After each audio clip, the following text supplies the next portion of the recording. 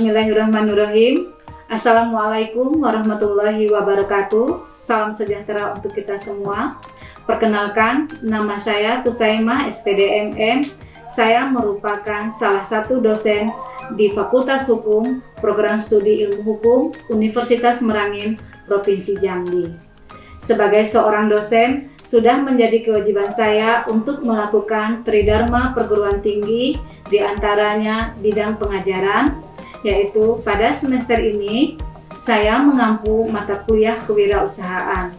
Dan mata kuliah ini merupakan mata kuliah wajib program studi dengan bobot 3 SKS yang berada pada semester 4. Dan pada kesempatan ini, saya akan membuat dokumen pernyataan diri dosen unjuk kinerja Tridharma Perguruan Tinggi atau yang disingkat dengan PDDUK di bidang pengajaran.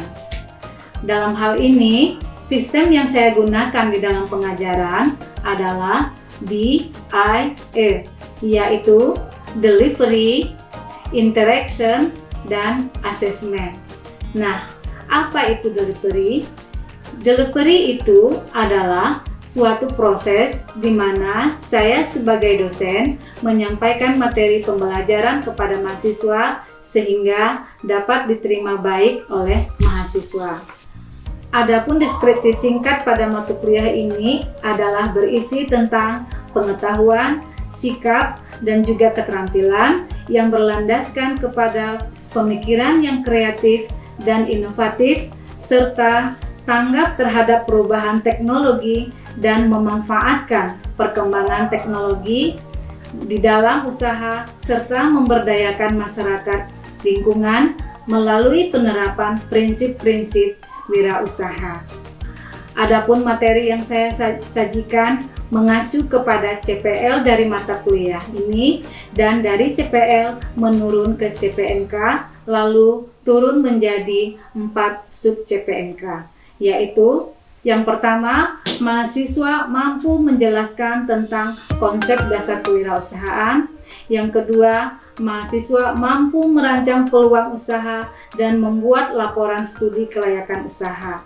Yang ketiga, mahasiswa mampu menggunakan teknologi dalam berwirausaha. Dan yang keempat, mahasiswa mampu melakukan penilaian terhadap aspek-aspek kewirausahaan. Dalam capaian pembelajaran lulusan ini terdiri dari 4 aspek. Yang pertama, aspek sikap.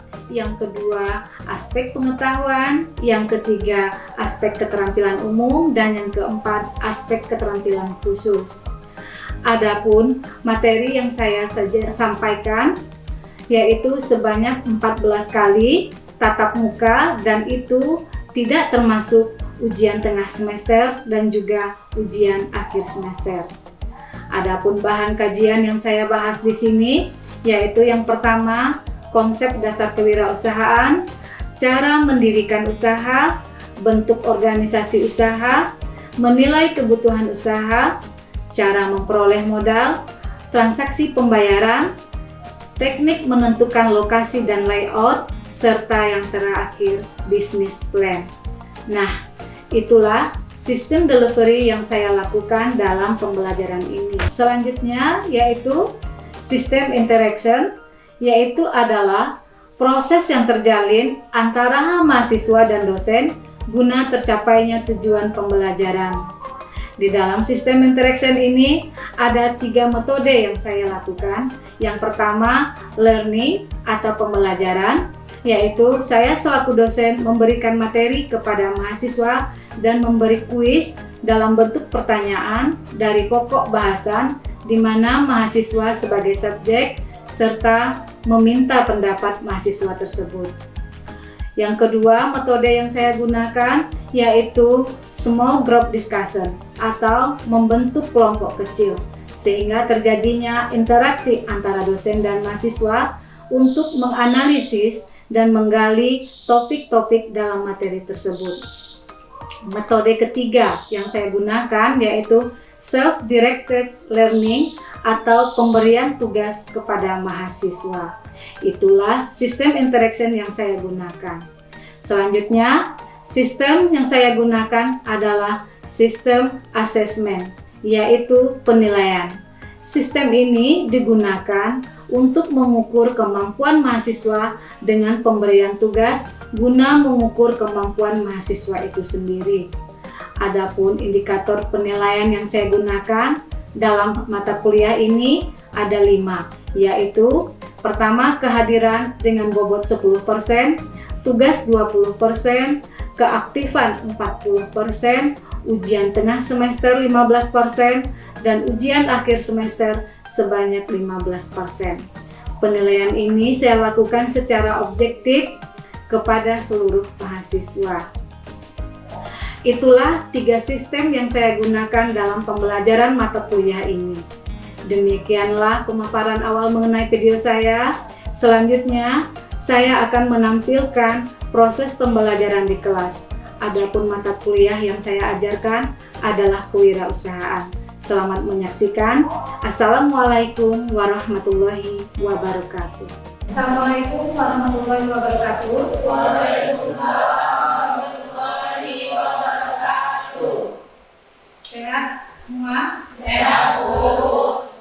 Oke, sebelum kita melanjutkan materi dari minggu kemarin, ada baiknya dulu kita berdoa sebelum memulai mata kuliah kita pada pagi hari ini. Mohon untuk yang laki-laki, pimpin doanya. Jadi sebelum kita melakukan kegiatan pembelajaran kita pada hari ini, marilah kita berdoa menurut agama dan kepercayaan kita masing-masing. Doa mulai.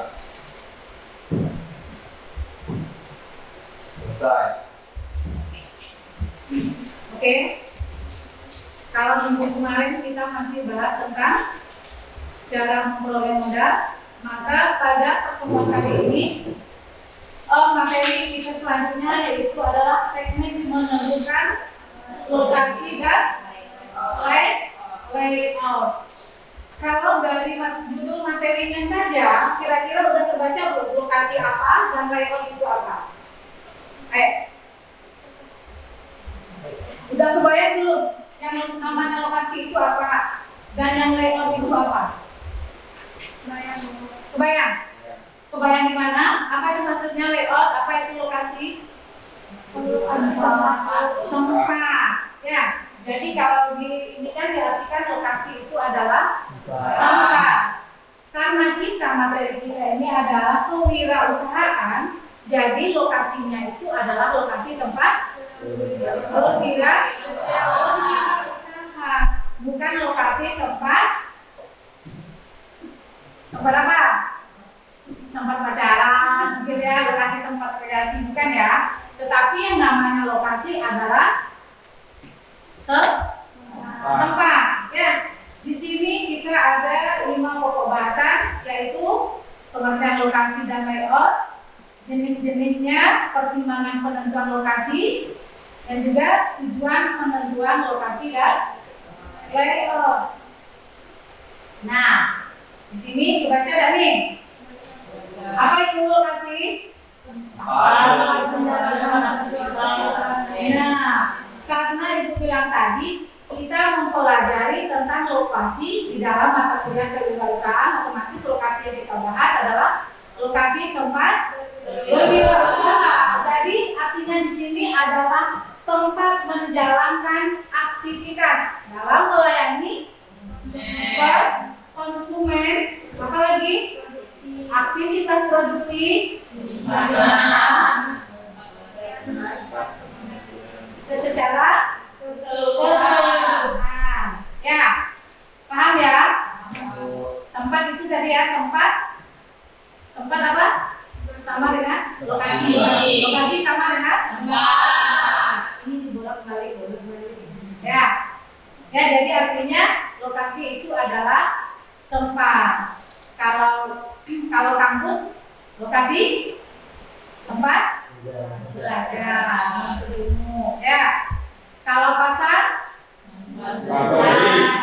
tempat bertemunya penjual dan pembeli untuk melakukan transaksi.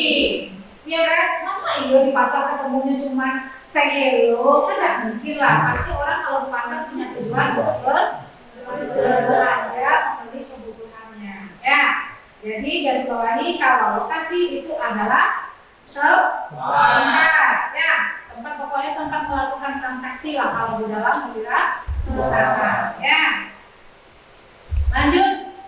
Nah, kalau di dalam kewirausahaan, tempat kita berusaha membuat suatu pabrik lah misalnya kan, ya kan ada lokasinya. Lokasi tempat produksi dinamakan lokasi tempat mengendalikan aktivitas perusahaan. Lokasi penyimpanan. Nah, kira-kira ada nggak yang belum termasuk dari macam-macam lokasi ini? Apa lagi tambahan kira-kira? Tempat penjualan itu. Lokasi tempat berjualan. Apa namanya? Hah? Kalau pasar itu kalau begini aja ya. Ini kan masih di dalam pabrik cahaya ini. Apa? Toko. Ada tokonya. Apa lagi? Kalau di dalam perusahaan itu apa lagi yang terbayar? Kalau lokasinya tadi? Tempat kendaraan? Hah? Kalau garasi namanya di rumah. Kalau di perusahaan tempat besar apa namanya? Lokasi kendaraan? Parkir. Keuntungan menempatkan lokasi yang tepat.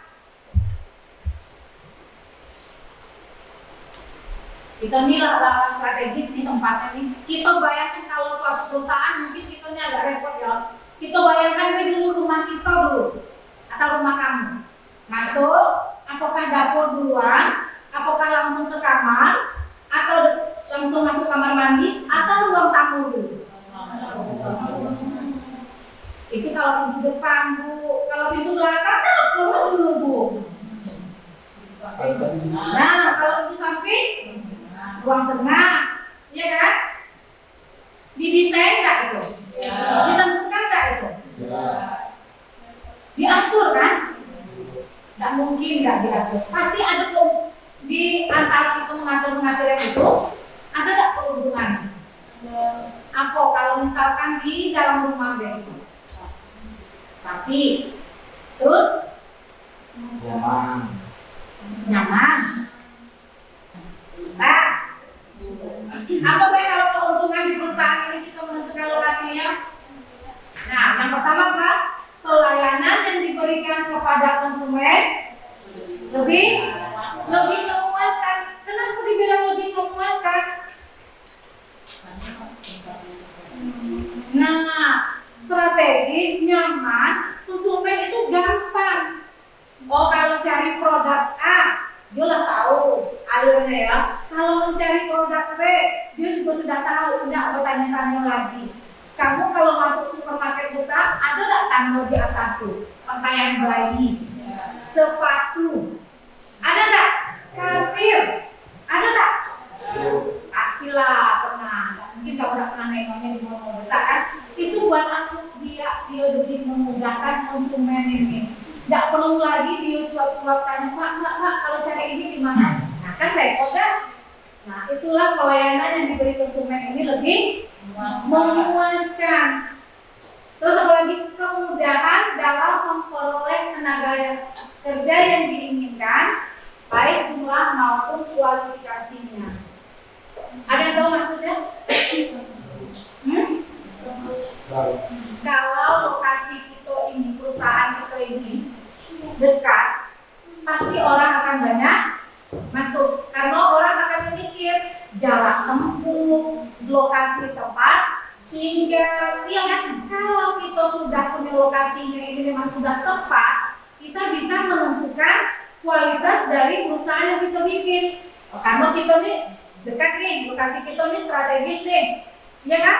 Lokasi strategis pasti kita akan sesuaikan dengan misalnya kalau kita punya perusahaan konveksi lah misalnya, pasti kita akan cari orang yang benar-benar ahli jahit. ya kan? Nah, mungkin lah gitu. Kalau mau jadi dokter itu terima yang SPD yang gitu kan nggak mungkin kan? Nah, jadi sesuai dengan kualifikasinya, spesifiknya, spesialis apa usaha yang kita buat, apa usaha yang kita bangun tadi. Terus kemudahan dalam memperoleh bahan baku. Kalau lokasi kita ini strategis, gampang nggak sih kita cari bahan baku? Dekat dengan pasar, ya, dekat dengan daerah perkantoran, gampang kan? Jadi kalau memulai suatu usaha, kita juga harus tengok-tengok dan pilih-pilih lokasi yang strategis. Kemudahan untuk memperluas lokasi usaha. Bikin artinya bikin cabang. Kalau lokasinya ini tadi strategis tempatnya, sukses, bukan cabang tidak? Iya enggak? Iya kan? Kalau dia sudah ada nama tadi, gampang dianya. Ataupun kalau ada perluasan di sebelah, karena perusahaan ini sudah maju, mungkin wilayah sekelilingnya bisa diambil alih dan sesuai lah harga penjualan dengan pembelian karena memang nilai tinggi tadi ya. Terus apa lagi? Memiliki nilai atau harga ekonomi yang lebih tinggi. Apa maksudnya? Memiliki nilai. Kenapa nilainya itu dijadikan lebih tinggi? Karena lokasinya tepat yang ibu bilang tadi. Misalkan kita ini bikin usahanya, oke lah, di dekat-dekat pasar. Pertama kita pertimbangkan dekat dengan pasar, masyarakat banyak, dekat dengan daerah perkantoran, dekat dengan daerah perbankan. Itu otomatis ramai tidak? Ramai kan? Kalau ramai, otomatis nilainya jadi lebih tinggi. Cobalah kamu lihat harga rumah di suatu dekat pasar dengan rumah yang ada di desa, kira-kira berbeda ya? Beda, jauh selisih nilainya itu jauh bedanya, ya kan? Tidak sama harga yang di dusun sama yang di kota, tidak sama. Tetap yang terakhir meminimalkan terjadinya konflik. Tetapi kalau yang ini, ingat gak semester kemarin studi kelayakan usaha, sebelum kita mendirikan usaha kita harus urus surat izinnya diurus dulu, ya gak? Kenapa? Karena biar tidak terjadi konflik. Kan SKB kewirausahaan turunan, ya kan? Kalau di SKB kita sudah bahas masalah urus-urusan itu, sekarang tentang usahanya lagi, ya. Kenapa? Tata letak sebagai tempat untuk melakukan kegiatan usaha disebut layout. Jadi dalam kata lain layout ini apa tadi? Tata letak. Contoh kecilnya dulu. Rumah kita nih, kursi di mana, lemari di mana, itu termasuk loh penataan tata letak. Terus kamar utama di mana, dapur harus di mana, ya kan termasuk nggak? Masuk. Ditata nggak letaknya? Disusun nggak? Supaya apa? Supaya rapi. Rapinya kalau tidak memudahkan kita, itu apa? Nah, misalkan nih, dapur kacanya nih, ruang lingkup kecil dapur. Karena ibu ini biasanya ke dapur kan. Di lemari, di atas lemari ada kuali, ada periuk, tapi itu kebutuhan yang biasa ibu pakai. Nah, tapi itu di atas ini ada berserakan nih. Apakah setiap ibu itu harus banyak dulu? Rapi, kalau tidak strategis juga tidak. Jadi ditentukannya samping ini kamar mandi. Ini tempat masak. Tempat masak adalah kompor, semejik ya. Semua macam peralatan di sana. Gimana cara memudahkan kita untuk ngambil kebutuhan apa yang kita pakai dalam memasak? Ya kan, oh mungkin kalau kuali mungkin kita ambilkannya di dekat sini nah, tergantung. Kecuali barang-barang yang jarang kita pakai baru boleh disimpan di kasih mandi, ya kan? Kalau penggunaannya sekali-sekali. Gitu juga dengan tata letak di suatu perusahaan. Ya, diatur nggak semuanya? Diatur. Apalagi dalam perusahaan. Kalau yang namanya perusahaan otomatis sudah besar. Gerbang utama, ya kan? Ada pos satpam. Iya enggak? Lapor dulu. Atau yang biasanya checklist pakai kartu dulu, ya kan? Nah, masuk lagi, ada parkiran, ya kan? Atau parkirannya mungkin taruh di belakang. Jadi tidak nyemak di depan perusahaan kebanyakan kendaraan. Biasanya perusahaan parkirannya di belakang, ya kan? Belakang. Tapi jalannya itu tidak satu, tidak kan? Ada gerbang utama untuk masuk, adalah gerbang untuk jadi disusun, parkirannya disusun, ruangannya disusun, pabriknya di mana, terus ruang kantornya lokasinya di mana, ya kan? Ya enggak? Terus kalau perusahaan kan enggak satu ruangan, kan banyak bagian-bagiannya kan? Ya? Itu ditata.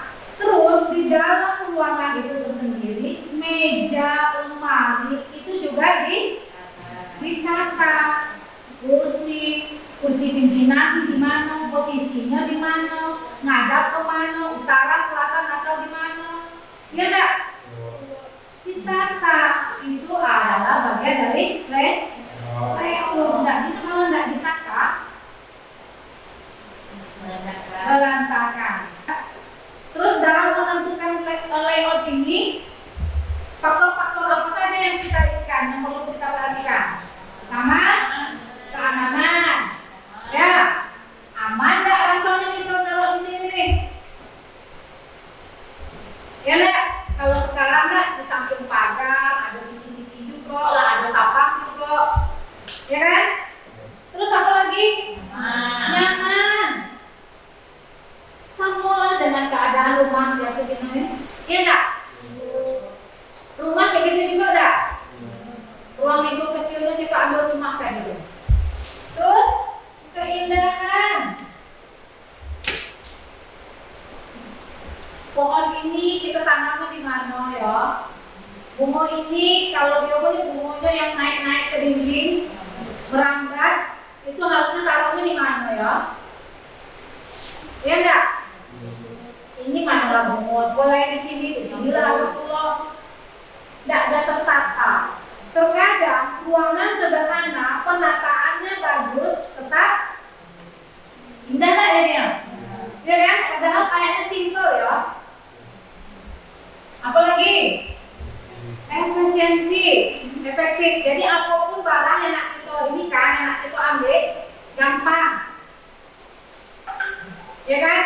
Kalau misalkan kita masuk perusahaan, kita ketemu di meja resepsionis, lengkap dari meja resepsionis. Hal-hal yang pernak-pernik kecilnya aja lah itu yang gampang. Stempel, stiker, pena, ya kan?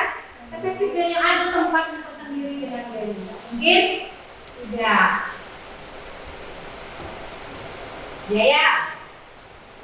Biaya ini cenderung bisa mahal, bisa mudah. Tetapi tergantung bagaimana kita memanfaatkan. Ya, fleksibel. Apa fleksibel?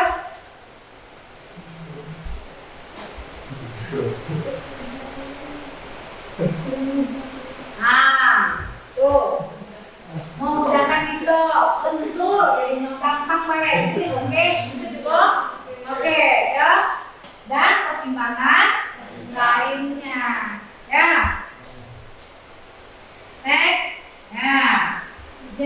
jenis lokasi. Pertama, lokasi yang ditetapkan pemerintah. Apa tuh? Maksudnya lokasi yang ditetapkan pemerintah itu kita tidak bisa mengganggu-gugat. Contohnya kayak pasar. Pasar itu kan ditetapkan pemerintah tidak? Nah, kedua, mengikuti sejarah. Apa maksudnya?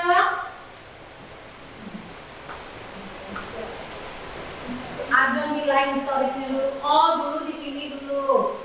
Dekat-dekat kejadian-kejadian yang dahulu, yang tenang, yang hot, yang viral. Nah, jadi kan orang ya, kayak sini ya, ada nilai historinya ya. Yang ketiga,